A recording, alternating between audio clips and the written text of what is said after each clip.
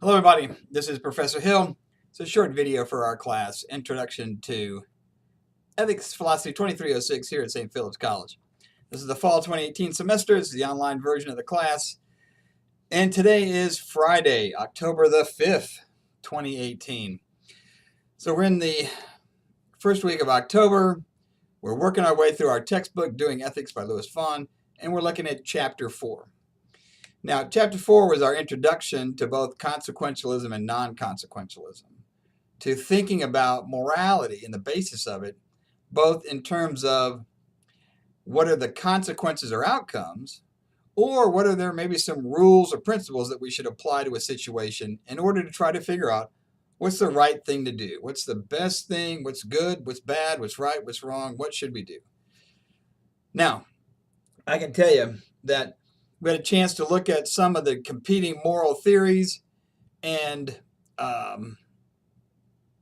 talk a little bit about both consequentialism and things like utilitarianism, and then also to talk a little bit again, just in terms of an introduction, about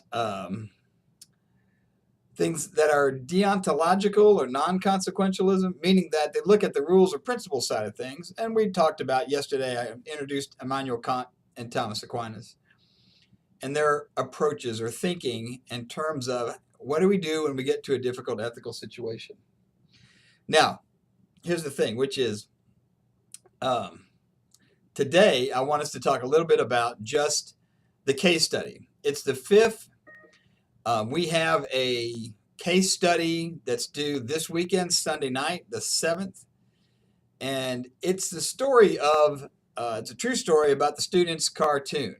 And the reason that we wanted to use this particular case study was it gets into this thinking about intentions versus consequences and actions. So, again, the short version of the story is that the student is sitting in class, he's doodling, not really paying all that much attention to the professor, which, happens. And so then what happens is he starts to doodle a little picture of a guy shooting. It's like the classroom, and he's shooting the professor. And he's like jumping up and down, screaming, "I can't take it anymore." And but look, this is just a student. He's sitting there bored. He's drawing this little doodle. We get to the end of class, and what does he do? He wads that thing up, throws it away into the garbage can. Now, at this point, he thinks, that's done. I was doodling in class, threw it away. Well, unbeknownst to him, sitting behind him in a different row was a student who looked over his shoulder, saw the doodle, and was kind of freaked out by it. Looked like a threat to the professor. And, in a time, in a country where people shoot schools and they kill students, they kill professors, this person got worried about this. So went and fished it out of the trash can, smoothed it out, and then took it to the professor. The professor freaked out, took it to the dean and said, "Oh my gosh, you need to do something about this." So the dean calls the student in and says, "Look, what's going on?" And the student says, "Well, look, I'm shocked. I had no idea that somebody had fished this out of the trash can."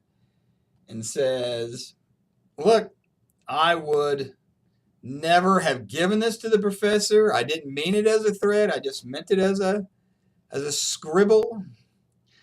I was just doodling. I'm shocked and horrified somebody pulled this thing out of a trash can. But remember, I didn't deliver it to the professor, so I didn't threaten him." And now the dean's like, "Well, look, I can tell you, the professor got it, handed it to me, and the professor's feeling very threatened by this. So you are saying you did draw this, right?" He's like, "Yeah, I did do that." All right. So the dean's got to make a decision. What do you do? And you can see how we ended up in this situation, where both the student, yes, admits he did draw it, and the professor is maybe, rightfully freaked out about all this. But the student's also saying, "Look, I took it and threw it away. I would never have given it. I'd never delivered it. To me, I would never have threatened the professor. I didn't do anything wrong because I didn't give it to him." And professor saying, look, I did get it. I do feel threatened. So the question is, if you're the dean, if you're in that decision-making role, what do you do here? What's the appropriate course of action? Do you sanction the student? Do you not sanction the student? Do you do nothing? What if there's a zero tolerance policy for the school, which says anything you do, you're out? Does this violate it? Does the note itself, the existence of the note, violate the policy, even if it was delivered by someone else? So it's got an interesting case. The consequences are out there. This professor feels threatened, but the student didn't intend those. So I want you to think about that, because what it does is it pushes us into the sense of, well, okay, first of all, we got to settle the facts. But once we settle the facts, how do you weigh and balance the intentionality in terms of the rightness or wrongness of this action? And what do you think is a fair and just resolution to the situation? Now, I tell you what I'm going to do.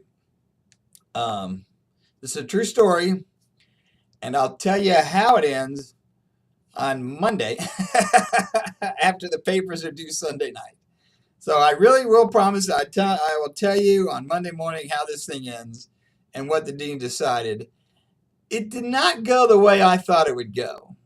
And in the end, I was kind of unhappy about the way it all worked out. It's a true story, and I'll fill you on the details. But for now, I want you to think, without knowing the outcome, what you would do if you're in the role of the dean and you've got to make some decisions about what action to take. So think about all of that. Take the concepts from chapter 4, apply them to this case study, write out your 500 words. I think we've got that all finally settled now. Everybody knows you got to write 500 words and then comment on at least 2 other people and their contributions to the discussion. So do those things by Sunday night. Like I said, it's still Friday. You got plenty of time. You got a weekend to worry about this, not due till Sunday night at midnight. But do make sure you get it done. If you got questions, let me know. And I look forward to talking to you guys again in the near future. I'll probably post something again tomorrow, Saturday the 6th. And hopefully Sunday will just be, everybody will already have it all turned in, or we'll be square. But if you do need me, send me a message through Kansas, or you can reach me through email or contact me anyways. Okay, look forward to talking to you. Take care. Bye-bye.